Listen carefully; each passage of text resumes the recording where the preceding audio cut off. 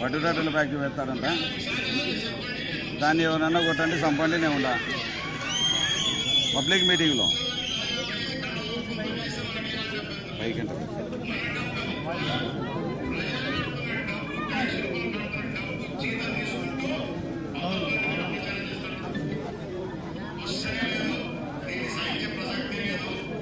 మండలానికి ఇద్దరిని చంపాలంట. మండలానికి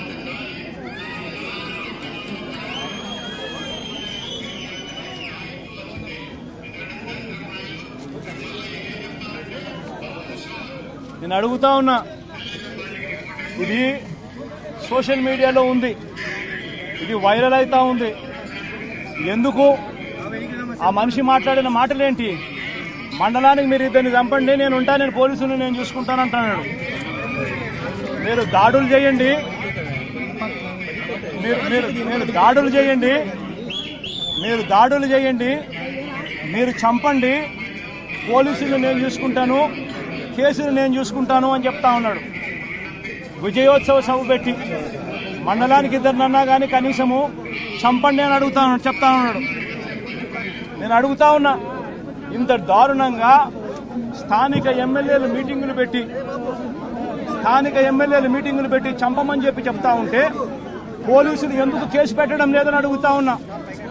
లా అండ్ ఆర్డర్ బతకాలి అనంటే, ఇది ఆగిపోవాలి, రాష్ట్ర వ్యాప్తంగా కూడా ఆగిపోవాలి అనంటే చంపిన వాళ్ళని మాత్రమే ఇరికించడం, చంపిన వాళ్ళని మాత్రమే కాదు కేసులో పెట్టడం, ఆ చంపిన వాళ్లకు ప్రొటెక్షన్ ఇచ్చే వాళ్ళను కూడా ఎప్పుడైతే స్టేషన్లలో పెట్టడం మొదలు పెడతామో అప్పుడే ఈ రాష్ట్రంలో లా అండ్ ఆర్డర్ నిలబడుతుంది.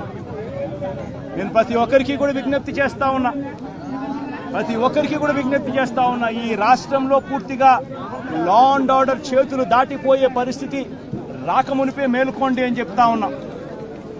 ఎడ్యుకేట్ చేయాల్సిన అవసరం ఉంది, అవేర్నెస్ క్రియేట్ చేయాల్సిన అవసరం ఉంది, దీనిని ఆపాల్సిన అవసరం ఉంది అన్నది ప్రతి ఒక్కరూ కూడా గుర్తించమని కోరుతా ఉన్నా. ఖచ్చితంగా జరుగుతా ఉన్న ఈ అన్యాయాన్ని అందరం కలిసికట్టుగా పోరాటం చేద్దాము అని చెప్పి అడుగుతా ఉన్నా. ప్రతి మీడియా ఛానల్కు నేను కోరుతా ఉన్నా, ఇవన్నీ ప్లే చేయండి. కేవలం వాళ్ళని మాత్రం చంపిన వాళ్ళని మాత్రమే ఆపాకండి, చంపించిన వాళ్ళను కూడా తీసుకొని రావాలి.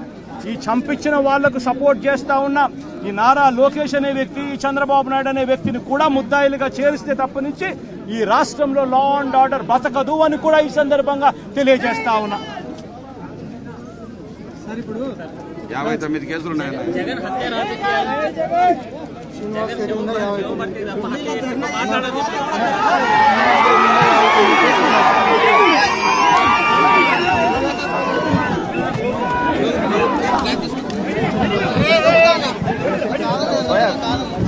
ప్రభుత్వం ఈ రోజు కనిపిస్తా ఉంది.